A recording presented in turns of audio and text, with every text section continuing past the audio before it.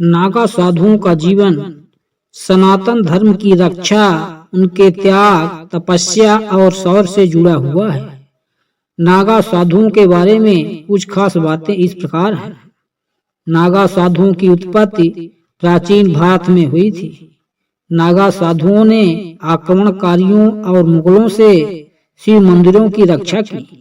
नागा साधुओं को धर्म की रक्षा के लिए गुरु आदि शंकराचार्य ने नियुक्त किया था। नागा साधुओं का जीवन रहस्यमयी होता है। नागा साधुओं के बारे में कम लोग जानते हैं कि नागा साधुओं का जीवन त्याग, तपस्या और मजबूत इच्छा शक्ति का प्रतीक है। नागा साधुओं का जीवन ब्रह्मचर्य का पालन करने पर आधारित होता है। नागा साधुओं का जीवन सांसारिक जीवन और आडंबर से पूरी तरह अलग होता है। नागा साधुओं का जीवन गुप्त स्थानों पर तपस्या करने पर आश्रित होता है। नागा साधुओं का जीवन भिक्षा से अपना पेट भरने पर निर्भर होता है।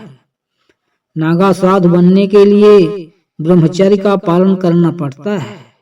नागा साधु के जीवन में प्रवेश करने के दौरान सबसे पहले खुद का ही पिंडदान करना पड़ता है। नागा साधुओं का रहस्यमय जीवन त्याग, तपस्या और इच्छा शक्ति का होता है। समय समय पर जगह बदलते हैं।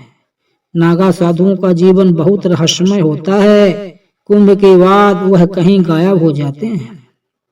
कहा जाता है कि नागा साधु जंगल के रास्ते से देर रात में यात्रा करते हैं, इसलिए ये किसी को नजर नहीं आते।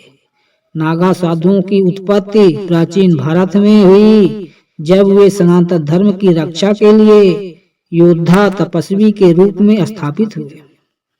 नागा साधुओं के पास मंदिरों की सुरक्षा के लिए तलवार, त्रिशूल, गदा, तीर, धनुष और आयुध कौशल होते थे। नागा साधुओं के बहुत से अखाड़े हैं जिनमें उनको युद्ध कौशल सिखाया जाता है। नागा साधु एक सैन्य पथ है और वे एक सैन्य रेजिमेंट की तरह बटे हैं।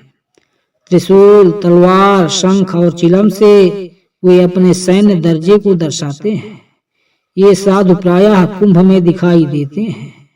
नागा साधुओं को लेकर कुंभ मेले में बड़ी जिज्ञासा और कौतूहल रहता है, खासकर विदेशी पर्यटकों में।